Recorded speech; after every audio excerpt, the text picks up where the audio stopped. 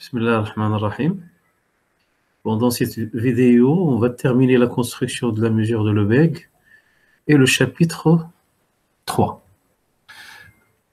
Bon, je vais faire un petit rappel sur ce qu'on a vu dans la dernière vidéo, sur la mesure de Lebesgue sur R et sur un intervalle de R. Dans le cas de R, soit R l'algèbre de Borel sur R et BR l'attribut de Borel sur R. On sait que BR est engendré par, c'est la sigma algèbre engendrée par AR. Et AR, l'algèbre de Borel, c'est l'algèbre engendrée par la semi-algèbre S0. S0, c'est cette famille-là. Et donc AR, elle est formée par les réunions finies des éléments de S0, 2A2, disjoints. On a défini la mesure d'abord sur S0, de cette manière, puis sur AR, de cette manière, la mesure d'une réunion, hein, c'est la somme, hein, et ne dépend pas de la représentation choisie de A. Ainsi, on obtient une application de AR vers R bar plus qui est une mesure positive, sigma fini sur R. C'est une mesure positive sur l'algèbre de Borel AR, sigma fini sur R, bien sûr. Donc, le théorème de Hancara-Theodori permet de prolonger cette mesure en une mesure positive sigma fini sur l'attribut engendré par AR, c'est-à-dire sur BR. Cette mesure sera notée M indice 1 ou tout simplement M dans toute la suite. Cette mesure n'est pas complète. Et bon, la mesure positive sigma fini M définie ci-dessus est appelée mesure de Borel sur R. Sa mesure complétée M chapeau définie sur BR chapeau est appelée mesure de Lebesgue sur R. Ou la note lambda ou lambda 1. Les éléments de BR chapeau sont appelés les ensembles Lebesgue mesurables de R. On a vu aussi que la mesure de Borel, c'est la seule mesure positive sur BR qui prolonge la notion de longueur. On a vu que chaque ensemble au plus dénombrable est borélien et de mesure nulle. Hein? Donc, on obtient ces propriétés-là. Hein? On a aussi défini l'ensemble triadique de Cantor, qui est un ensemble mesurable de mesure nulle, mais qui n'est pas. Il est infini dénombrable. Il n'est pas au plus dénombrable. Il n'est pas au plus dénombrable. Voilà. Construction. Pour un intervalle de R, bon, l'attribut borélien de I, c'est la trace d'attribut borélien de R sur I. Comme I appartient à BR, alors BI est inclus dans BR. Donc, la mesure de Borel sur I, c'est la restriction de la mesure de Borel sur R, c'est-à-dire la restriction de M à BI. Donc, la mesure MI définie ci-dessus est appelée mesure de Borel sur I. Sa mesure complétée MI chapeau définie sur BI chapeau est appelée mesure de Lebesgue sur I. Bon, la note lambda I ou même lambda lorsqu'il n'y a pas de risque de confusion. On a aussi BI chapeau est inclus dans BR chapeau et lambda I, la mesure de Lebesgue sur I, hein, c'est la restriction de la mesure de Lebesgue sur R sur BI chapeau. On passe au cas de Rn maintenant. La construction est similaire. Soit Rn l'algèbre de Borel sur Rn et BRn l'attribut de Borel sur Rn. Bon, on sait que BRn est engendré par l'algèbre de Borel, ARn. Et que ARn, c'est l'ensemble des réunions finies d'éléments 2 à 2 disjoints de S0n. S0, c'est la semi-algèbre de R. Donc S0n, c'est S0 croix S0 croix 0 n fois. C'est juste une notation, ce n'est pas un vrai produit. Voilà, les vrais produits, ce sont les vrais produits. Ce sont les éléments de S0n. Donc S0n, c'est l'ensemble des produits, hein, des éléments de S0. Produit de I égale 1 à n, bien sûr.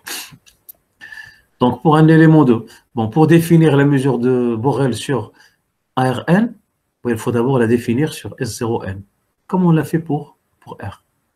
Donc on l'a défini sur S0n. Donc je prends un élément de S0n. Un élément de S0n, c'est un produit d'intervalle qui appartient à S. Okay? Donc mu de A, hein, c'est... Voilà, si je prends A égale I1 croix I2, croix IN appartient à S0n, bon, ça veut dire que I1 appartient à S0, I2 appartient à S0, IN appartient à S0. Donc, on pose mu de A, c'est le produit de K égale 1 à M de M1 de IK. Ça, c'est la mesure de Borel sur R, M1. Donc, c'est la longueur de l'intervalle. Ça, c'est la longueur de l'intervalle IK. Donc, La mesure de A, la mesure de cet ensemble-là, voilà. La mesure de cet ensemble, c'est la longueur de I1 multipliée par la longueur de I2, et ainsi de suite, multipliée par la longueur de IN. C'est-à-dire M1 de I1 fois M2 de I2 fois M1 de I1 fois M1 de I2 fois M1 de I3 jusqu'à M1 de IN. M1, c'est la mesure de Borel sur R. Et ceci, quel que soit ce produit appartenant à S0, N. Où M1 est la mesure de Borel sur R définie dans le paragraphe précédent, dans ce qui précède. Donc, mu est bien défini sur S0N, il n'y a aucun problème. Okay. Bon, il faut maintenant la définir sur ARN, sur l'algèbre ARN, l'algèbre de Borel. Un élément de ARN, c'est une réunion. Et on veut que mu soit additive. Donc, il est tout à fait naturel de poser mu de la réunion, c'est la somme, parce que les AI ici sont disjoints. Donc, on pose, si A égale la réunion des AI appartiennent à Rn, avec AI appartient à S0N et les AI sont tous disjoints, on pose mu de A égale sigma sur I appartient à J de mu de AJ. Okay? Mu de AI. Mu de AI est déjà défini, parce que AI, c'est un élément de S0N. Et on a déjà défini ici la mesure d'un élément de S0N. Donc AI ici, attention, AI ici, c'est un produit. Okay? C'est un produit de cette forme-là. Il appartient à S0N. Hein? C'est un produit d'intervalle qui appartient à S0. Bon, on montre que mu de A ne dépend que de A et ne dépend pas de la représentation choisie pour A. On montre aussi que mu est une mesure positive sur l'algèbre de Borel Rn. On ne rentre pas dans les détails ici, parce que les démonstrations, c'est un peu compliqué, il y a plusieurs cas à distinguer. Ça se complique dans Rn, plus. Hein? C'est une mesure positive sur l'algèbre de Borel ARN. Et cette mesure est bien sûr sigma fini sur ARN. En effet, parce que Rn, c'est la réunion sur P supérieur ou égal à 1 de moins PP à la puissance n. Bon, prenez par exemple, pour comprendre, prenez n égale 2, si vous voulez. R2, c'est la réunion sur P supérieur ou égal à 1 de moins PP croix moins PP, tout simplement. OK? Moins PP à la puissance n ici, c'est-à-dire moins PP croix moins PP, ainsi de suite, n fois. Hein? C'est un élément de Rn, parce que moins PP, c'est un élément de S0. L'intervalle moins PP, c'est un élément de S0. Donc, cet ensemble-là, c'est un élément de S0n. Donc, il appartient à ARN, parce que ARN contient S0n. ARN, c'est par définition, c'est l'algèbre engendrée par S0n. Et la mesure de moins PP à la puissance n, c'est la longueur de moins PP fois la longueur de moins PP fois n fois. Donc, ça fait 2P à la puissance n, qui est fini, quel que soit n supérieur ou égal à 1. Donc, mu est une mesure positive, sigma fini sur l'algèbre de Borel ARN. Le théorème, bon, on la connaît très très bien sur l'algèbre de Borel. On peut mesurer n'importe quel élément de ARN, parce qu'on peut expliciter les éléments de ARN. On les connaît tous. Ils sont tous sous cette forme-là. Avec AI appartient à S0N, c'est-à-dire c'est un produit de N intervalle appartenant à S0. Donc, le théorème de Hahn-Karateori nous permet alors de prolonger mu à l'attribut sigma de ARN, qui coïncide avec BRN, de manière unique, en une mesure positive sigma fini sur BRN. Comment? On ne sait pas. Le prolongement existe. Ce prolongement sera noté Mn, ou tout simplement M s'il n'y a pas de risque de confusion. On démontre aussi que Mn n'est pas complète sur BRN.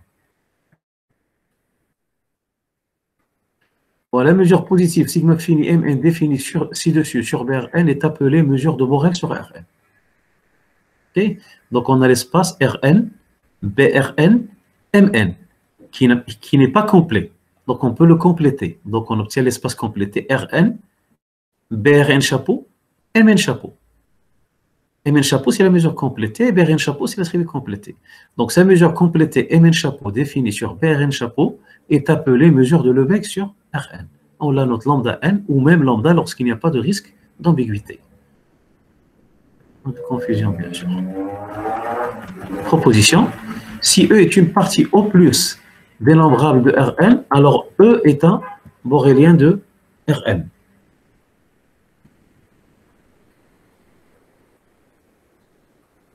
Pardon. Donc, si E est une partie au plus du nombre de Rn, alors E est un borélien de Rn. Et on a lambda n de E égale Mn de E égale 0. En effet, il suffit de le prouver pour tout singleton dans Rn. Hein? En effet, on a pour tout A égale A1, A2, AN appartient à Rn. Le singleton A, c'est le produit des singletons AI. Ça, c'est le singleton A dans Rn. Ici, le singleton AI est dans R. N'oubliez pas que A, c'est A1, A2, AN. Et AI, le singleton AI, c'est cette intersection-là. Ça, c'est clair. OK? C'est une intersection décroissante. Elle décroît vers AI, c'est suite. L'intersection P supérieur égale 1 de AI moins 1 sur P, AI. Et on permute le produit et l'intersection. Parce que pour le produit, vous avez quel que soit I, et là, vous avez quel que soit P. Regardez ici. De manière générale, produit de I égale 1 à N, l'intersection de P supérieur égale 1 à IP, double indice, IP, égale l'intersection du produit. On peut permuter l'intersection et le produit. Bon, regardez, X appartient au produit, ici. Ça veut dire que quel que soit I appartient à N, quel que soit P supérieur égale à 1, X appartient à IP. OK? C'est pas X, pardon, c'est... je m'excuse ici, c'est XI. Je m'excuse. Quel que soit I appartient à N, quel que soit P supérieur égal à 1, X indice I appartient à IP. OK? X indice I ici, c'est pas X. Donc, je peux permuter quel que soit I, puisque lorsque j'ai quel que soit I, quel que soit, je peux le permuter, bien sûr. Donc, quel que soit P supérieur égal à 1, quel que soit I, XI appartient à IP. Et ça, c'est équivalent, bien sûr, à X appartient à l'intersection P supérieur égal à 1 du produit de I égale 1 à N à IP. Voilà. Je reviens en cours. Donc, A, c'est cette intersection-là. Comme ce produit-là, un des produits qu'on a ici, ce produit qu'on a là, c'est un élément de S0N, parce que cet intervalle appartient à S0. Cet intervalle-là, il appartient à S0. Donc, ce produit appartient à S0N. OK?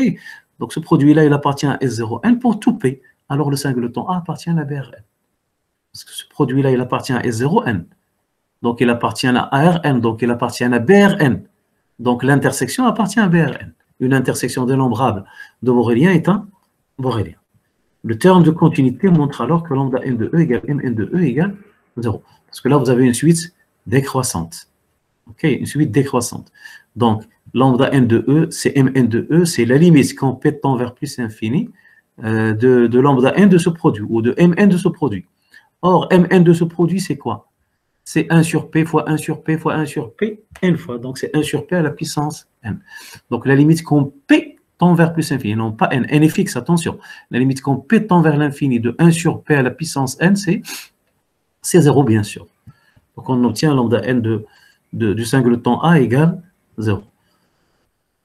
Voilà. Donc, le théorème de continuité montre que lambda n du singleton A, pardon, c'est pas E, de singleton A égale Mn du singleton A égale 0.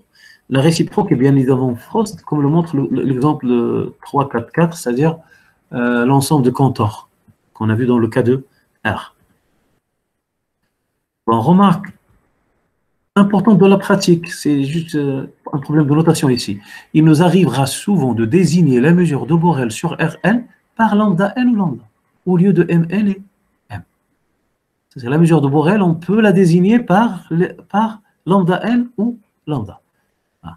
Bon, bien sûr, elle sera, si la mesure est définie sur Brn, c'est la mesure. Si lambda n est définie sur Brn, c'est la mesure de Borel. S'il est défini sur Brn chapeau, c'est la mesure de Lebesgue. Donc, si on travaille sur Brn, c'est la mesure de Borel. Si on travaille sur Brn chapeau, c'est la mesure de Lebesgue. Donc, on peut utiliser la même notation sans aucun problème. Bon, n'oublions pas que Mn, c'est la restriction de lambda n à Brn. Cas d'un intervalle de Rn. Soit W, soit cas d'un borélien, pardon. C'est pas soit W, un borélien non vide de Rn. Et BW s'attribue borélien. Bon, on sait que BW, l'attribut borélien de W, c'est W inter l'attribut borélien de Rn. C'est un résultat du chapitre 1. OK? Et W ici, il appartient à la BRN. Hein? Et W inter BRN, c'est l'ensemble des oméga inter A avec A appartenant à BRN. W il appartient à BRN et A appartient à BRN, donc W inter A appartient à BRN. Donc cette sigma algèbre est inclus dans BRN. Donc BW est inclus dans BRN parce que W appartient à BRN. Et sur BRN, on a la mesure de Borel et la mesure de Lebesgue. Bon, on a la mesure de Borel d'abord, MN. Hein? Donc on considère sa restriction à cette tribu. C'est ce qu'on appelle la mesure de Borel sur oméga. Donc on appelle mesure de Borel sur oméga la restriction de MN à B, ou bien sur BW, hein, qu'on note M indice W. Où Mn est la mesure de Borel sur Rn déjà définie. Donc c'est une mesure positive sur l'espace mesurable W, BW. Donc on a un espace mesurable W, BW, MW, qui n'est pas complet. Hein? Donc il admet un espace complété. W chapeau, MW, pardon, W, BW chapeau, MW chapeau. Donc sa mesure complétée MW chapeau définie sur l'attribut complété BW chapeau de BW et la mesure de Lebesgue sur W. On la note lambda W, ou tout simplement lambda lorsqu'il n'y a pas de crainte de confusion. OK?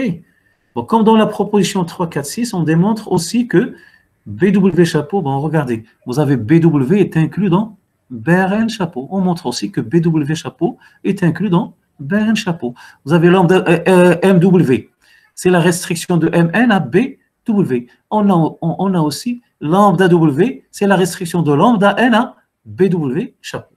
Voilà.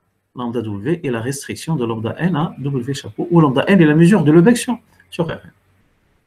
Ça, c'est pour un borélien quelconque. Mais le cas le plus important, c'est lorsque oméga est un ouvert, lorsque W est un ouvert de Rn. Dans la pratique, le cas d'un ouvert non vide W de Rn s'avère beaucoup plus utile.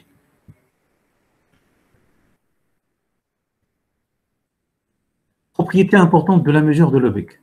Bon, le résultat suivant énonce deux propriétés importantes de la mesure de Lebesgue. Première proposition, la mesure de propriétés importantes, proposition, la mesure de Lebesgue lambda n sur Rn est invariante par translation et par symétrie. Autrement dit, pour tout A chapeau appartient à la BRN chapeau, et tout A égale 1, tout vecteur A égale 1, 1, 2, AN appartient à Rn. On a A chapeau plus A appartient à la BRN chapeau. Moins A chapeau appartient à la BRN chapeau. Ce qu'on appelle le translaté d'un mesurable, d'un Lebesgue mesurable. Le translaté d'un Lebesgue mesurable est un Lebesgue mesurable. L'opposé d'un Lebesgue mesurable est un Lebesgue mesurable. Si A chapeau appartient à BRN chapeau, son opposé appartient à un BRN chapeau. Si A chapeau appartient à BRN chapeau, son translaté par le vecteur A appartient à un BRN chapeau. Plus que ça, on a lambda n de A chapeau plus A égale lambda n de A chapeau. Et lambda n de moins A chapeau égale lambda n de A chapeau. On dit que lambda n est invariante par translation. La première égalité ici exprime que lambda n est invariante par translation. Et la deuxième égalité exprime que lambda n est invariante par symétrie. Bon, pour la démonstration rapidement, donc A1 c'est un vecteur de Rn. Hein. Je prends l'application T, donc je démontre d'abord ça. OK. T est l'application T qui a de Rn vers Rn qui a x associé T de x égale x moins A. Donc c'est la translation de vecteur moins A. A est fixe, bien sûr. Donc c'est la translation de vecteur moins A. C'est une application continue, bien sûr. C'est une application affine. Donc c'est une application continue. Donc elle est borelienne. L'application, elle est continue, donc elle est borelienne. C'est-à-dire elle est BRN mesurable. Et A plus A, c'est l'image réciproque de A par T, tout simplement. Regardez, parce que x appartient à t moins 1 de A. Ça veut dire que t de x appartient à A. Ça veut dire que x moins A appartient à A. Ça veut dire que x appartient à A plus A. Donc A plus A, c'est t moins 1 de A. Il appartient à BRN parce que t est une application borelienne. Donc l'image réciproque d'un borélien est un borélien. Quel que soit A appartient à BRN, t moins 1 de A appartient à BRN. C'est-à-dire A plus A appartient à BRN. Donc qu'est-ce qu'on a montré ici? On a montré que si A appartient à BRN, son translaté appartient à BRN. Bien sûr, il nous reste d'établir la propriété pour les Lebesgue mesurables, pour A chapeau appartenant à BRN chapeau. En d'autre part, il est clair que l'application mu définie de A vers Mn de A plus A est une mesure positive sur Brn. Ce n'est pas difficile parce que si vous prenez AN, une suite disjointe dans Brn, la suite AN plus A est aussi une suite disjointe dans Brn. Donc on établit facilement que mu est une mesure positive sur Brn.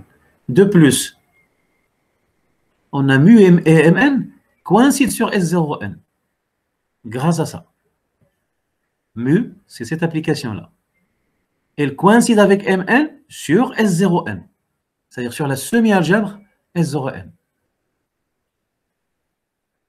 Donc je prends rapidement, soit A égale produit de I égale 1 à N II appartient à S0n. Donc l'intervalle II ici, il appartient à S0, quel que soit I appartenant à 1 de N. Ok. Donc montrons que mu de A égale Mn de A, parce qu'on veut montrer que mu et Mn coïncident sur S0n. Donc ça revient à dire, quel que soit A appartient à S0n, mu de A égale Mn de A. Bon, mu de A, par définition, c'est Mn de A plus A. A, c'est un produit, ici. Donc, c'est ce produit-là plus ce vecteur-là. Là aussi, c'est un produit ici. Donc, c'est Mn de produit I égale 1 à N de II plus AI. Parce que si vous prenez, regarde, si vous prenez X, un vecteur ici, il est de la forme X1, X2, Xn, avec Xi appartient à II. Hein? Si j'ajoute ce vecteur, donc j'obtiens X1 plus A1, X2 plus A2, Xn plus AN. Donc ce produit plus ce vecteur, c'est exactement, il est égal exactement à ce produit-là. Donc j'obtiens Mn de ce produit. Hein? Et j'ai II plus AI appartient à S0. Parce que II appartient à S0. Si vous avez par exemple un intervalle ouvert, AB, et vous ajoutez alpha O2, semi-ouvert, pardon, comme ça, AB, et vous ajoutez alpha aux deux extrémités, vous obtenez A plus alpha, B plus alpha, semi-ouvert comme ça, il appartient à S0. Hein? Donc le translaté d'un élément de S0 est un élément de S0, c'est clair. Donc, c'est le produit de I égale 1 à N, donc ce vecteur-là, il appartient à S0n, pardon. Puisque II plus AI appartient à S0, ce produit-là, il appartient à S0n. Et d'après la définition de Mn sur S0n, Mn de S0n, c'est le produit des longueurs. Donc, c'est le produit de I égale 1 à N, Ma. Ma, il exprime la longueur. Ma de l'intervalle II plus AI. Et M1 de II plus AI, c'est M1 de AI. Ça, de II, si vous prenez un intervalle, n'importe quel intervalle dans R, et vous ajoutez une constante à l'intervalle, ça revient à ajouter une constante à chaque bord. La longueur reste la même, elle ne change pas. Ok. Donc, c'est le produit de I égale 1 à N, M1 de II. Donc, et ça, par définition, c'est Mn de ce produit-là. Parce que Mn de ce produit, c'est le produit des longueurs. Voilà le produit des longueurs. C'est M1 qui exprime la longueur, bien sûr. Donc, c'est Mn de ce produit-là. Donc, c'est Mn de A par définition de... Parce que ça, c'est A. Okay? Donc, on a montré que quel que soit A appartient à S0n, mu de A égale Mn de A. Donc, cette mu est une mesure positive sur Brn, hein, et elle coïncide avec Mn sur S0n. Grâce à ça. On l'a expliqué plus même. Ensuite, elle coïncide sur l'algèbre de Borel. Hein? Parce que un élément de ARN, c'est une réunion finie d'éléments 2 à 2 disjoints de S0n. Ok, on utilise l'additivité, bien sûr, donc on obtient mu égale Mn sur l'algèbre de Borel. Donc vous avez deux mesures positives égales qui coïncident sur une algèbre. Mn, on sait que Mn est sigma fini sur l'algèbre de Borel, sur ARN. Et mu, il est égal à Mn sur ARN. Donc les deux, ils sont sigma fini sur ARN. Parce qu'on sait que Mn est sigma fini sur ARN. Et elles sont égales sur ARN. Donc ces deux mesures-là sont sigma fini sur ARN. Et ils coïncident sur l'algèbre de Borel. Donc d'après le terme de Han-Kara-Théodori, ils coïncident sur sigma de ARN. C'est-à-dire sur BRN. Donc par suite, on a Mn de A plus A égale, c'est-à-dire mu de A, ça c'est mu de A égale Mn de A. Les deux mesures coïncident sur BRN. Donc mu de A égale Mn de A. Ça revient à dire Mn de A plus A égale Mn de A, quel que soit A appartient à BRN. D'où l'invariance par translation de la mesure de Borel. On a montré ici que la mesure de Borel sur BRN est invariante par translation. Bon. Montrons maintenant que La mesure de Lebesgue est invariante par translation. Soit A chapeau égale A union N appartenant à BRN chapeau. Avec A appartient à BRN et N appartient à N, M, N. N, M, N. OK? Il est clair que, bon, c'est que A chapeau plus A égale A plus A union N plus A. Ça, on l'a déjà vu. C'est A plus A union N plus A. OK? A, il est où? Dans BRN. Donc, si j'ajoute le vecteur A, il reste dans BRN d'après ce qui précède. C'est ce qu'on a montré. On a montré que le translaté d'un borélien est un borélien. Donc, ça, c'est un borélien. Là, c'est le translaté d'un élément de N, Mn. Or, N est contenu dans B avec B appartient à BRN et Mn de B égale 0. C'est-à-dire N, il est contenu dans un Mn négligeable. Donc, N plus A est inclus dans B plus A. Et B plus A est un borélien. OK? Le translaté d'un borélien est un borélien. Et Mn de B plus A, Mn de B plus A, c'est Mn de B, c'est 0, d'après 3,4. OK? Donc, N plus A appartient à Nn aussi. N, M, N. OK? Toujours d'après 3,3 et 3,4. Après ceci, le translaté d'un borélien est un borélien. Hein? Et l'invariance par translation de Mn. Donc, ces deux propriétés-là montrent que A plus A appartient à BRN, N plus A appartient à NMN. Donc, A chapeau plus A, bon, regardez, vous avez ça. Donc ceci prouve que A chapeau plus A appartient à BRN chapeau, bien sûr, puisque c'est la réunion d'un borélien et d'un élément de NMN. Donc, le translaté d'un élément de BRN chapeau est un élément de BRN chapeau. Donc, il appartient à BRN chapeau. OK? Je ne l'ai pas dit ici, mais c'est trivial. Je ne l'ai pas signalé. A chapeau plus A, il appartient à BRN chapeau. Le translaté d'un élément de BRN chapeau est un BRN chapeau. Voilà la démonstration. Ce qu'on a montré est ça. OK? De plus, on a toujours, d'après la définition de lambda n de 3,4, lambda n de A chapeau plus A. Regardez. Lambda n de A chapeau plus A, c'est Mn de A plus A. Par définition de lambda n, c'est Mn de la partie mesurable. Donc, c'est Mn de A plus A. Et Mn de A plus A, c'est Mn de A. Donc, vous avez lambda n de A chapeau plus A, c'est Mn de A plus A, c'est Mn de A. Mais Mn de A, c'est lambda n de A chapeau, d'après la définition de lambda n. Donc, on a montré que lambda n de A chapeau plus A égale lambda n de A chapeau. Hein? Par suite, lambda n est invariante par translation sur Bn.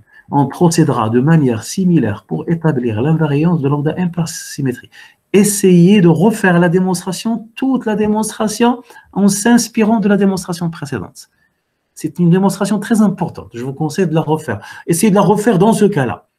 Essayez d'établir l'invariance par symétrie, en s'inspirant de la démonstration précédente, bien sûr. Remarque, on montre que les seules mesures positives invariantes par translation sur BRN, chapeau et BRN, et fini sur les compacts de N sont les mesures de la forme alpha lambda n. Donc cette propriété d'invariance par translation sur BRN et sur BRN chapeau, il est uniquement vérifié par les mesures de la forme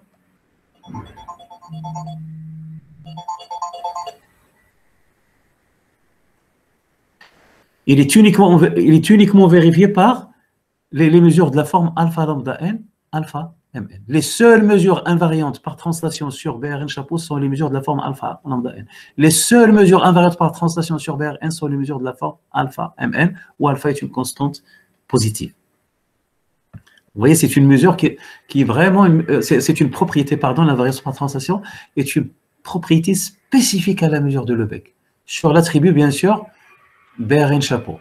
Et elle est spécifique à la mesure de Borel sur la tribu de Borel, bien sûr, BRN. Bon, dernière propriété de la mesure de Lebesgue, qui est une propriété très importante. Hein. La mesure de Lebesgue est régulière sur BRN chapeau. Autrement dit, on a pour tout A chapeau appartenant à BRN chapeau, regardez, lambda n de A chapeau, c'est l'inf de lambda n de O, tel que O est un ouvert de Rn qui contient A chapeau. Donc, c'est la borne inférieure des mesures de tous les ouverts qui contiennent A chapeau. C'est une approximation de l'extérieur de A chapeau, parce que les ouverts O contiennent A chapeau. Okay. Donc, c'est la borne inférieure de l'ensemble des mesures de tous les ouverts de Rn qui contiennent un chapeau. C'est la borne inférieure.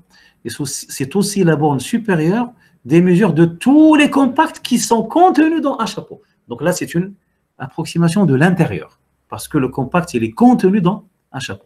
Donc on prend l'ensemble des mesures de tous les compacts de Rn qui sont contenus dans un chapeau. Et on prend la borne supérieure. Bien sûr, ici, c'est une partie de R ici, de R plus même, parce que lambda n d'un compact, un compact est fermé borné, donc lambda n d'un compact est fini. Là, c'est une partie de R bar plus, bien sûr. OK? Parce qu'un ouvert de R peut être de mesure infinie, un ouvert de Rn. Bien sûr, ici, cette propriété est valable si H chapeau est différent de vide. Parce que si H chapeau égale le vide, il n'y a aucun compact qui est inclus dans H chapeau. Cet ensemble est vide si H chapeau égale le vide. Parce qu'il n'y a aucun compact qui est inclus dans le vide. Donc, si H chapeau égale le vide, c'est trivial. Lambda n de H chapeau égale le vide, c'est terminé. OK? Donc, la propriété de régularité de lambda n est souvent utilisée sous la forme suivante. C'est très utile, cette forme. On l'obtient directement à partir de la caractérisation de la borne inférieure et de la borne supérieure. De faire utiliser les deux. Donc, si H chapeau appartient à Brn chapeau, et que lambda n de H chapeau est fini, parce que là, vous avez la borne inf et la borne sup. Pour appliquer la caractérisation de la borne supérieure et de la borne inférieure, il faut que lambda n de H chapeau soit fini. OK? C'est-à-dire la borne inférieure soit finie et la borne supérieure soit finie. Donc, si lambda n de H chapeau est fini, et H chapeau est différent de vide, pour utiliser la deuxième, bien sûr. Alors, pour tout epsilon, d'après la caractérisation de la borne inférieure et de la borne supérieure, pour tout epsilon, strictement positif, hein, pour la première, il nous donne un ouvert de Rn. La deuxième, il nous donne un compact de Rn. Tel que H chapeau est contenu dans l'ouvert, il contient le compact. Donc, tel que K est inclus dans H chapeau et H chapeau est inclus dans O. Bon, pour la première, il nous donne lambda n de O moins lambda n de H chapeau est inférieur à epsilon sur 2, par exemple. Lambda n de O moins lambda n de H chapeau est inférieur à epsilon sur 2. Lambda n de H chapeau est fini. Donc, lambda n de O moins lambda n de H chapeau, c'est lambda n de O moins H chapeau aussi. C'est inférieur à epsilon sur 2. La deuxième égalité, c'est-à-dire la caractérisation de la borne supérieure, donc il existe K, compact de Rn, K inclus dans H chapeau, tel que lambda n de H chapeau moins lambda n de K est inférieur strictement à epsilon sur 2. OK? Et lambda n de H chapeau, c'est aussi moins lambda n de K, c'est lambda n de H chapeau moins K, puisque lambda n de K est fini, bien sûr. Les deux, ils sont finis, bien sûr. Les trois, ils sont finis. Les trois, ils sont finis. Bon, lambda n de H chapeau est fini, lambda n de K est fini, et lambda n de O est fini grâce à ça, bien sûr. OK? Donc, vous aurez O moins K, lambda n de O moins K, c'est lambda n de O moins lambda n de K, il est inférieur à lambda n de O moins lambda n de H chapeau, plus lambda n de H chapeau moins lambda n de K, donc il est inférieur strictement à epsilon sur 2 plus epsilon sur 2. Donc, ça vous donne ça. Donc, ces deux propriétés-là sont souvent utilisées dans la pratique, les deux, en même temps, sont utilisées dans la pratique lorsque lambda n de H chapeau est fini, bien sûr. Lambda n de H chapeau, si lambda n de H chapeau égale plus infini, vous aurez ici plus infini égale plus infini, plus infini égale plus infini. Il ne faut pas appliquer la caractérisation de la borne supérieure et la borne inférieure ici. Donc, si lambda n de H chapeau est fini, hein, la caractérisation de la borne inférieure et de la borne supérieure donne ceci. C'est souvent utilisé comme ça dans la pratique. Et on a uniquement besoin d'un compact, utilisez uniquement cette partie.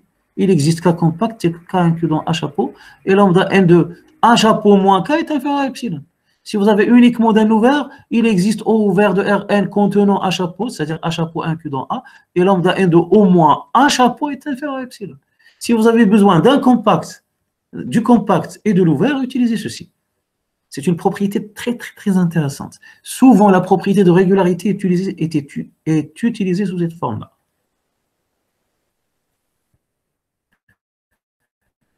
Remarque, la propriété de Z, du théorème 3, 4, 13, de la de la propriété de Z du théorème 3, c'est-à-dire de cette propriété-là.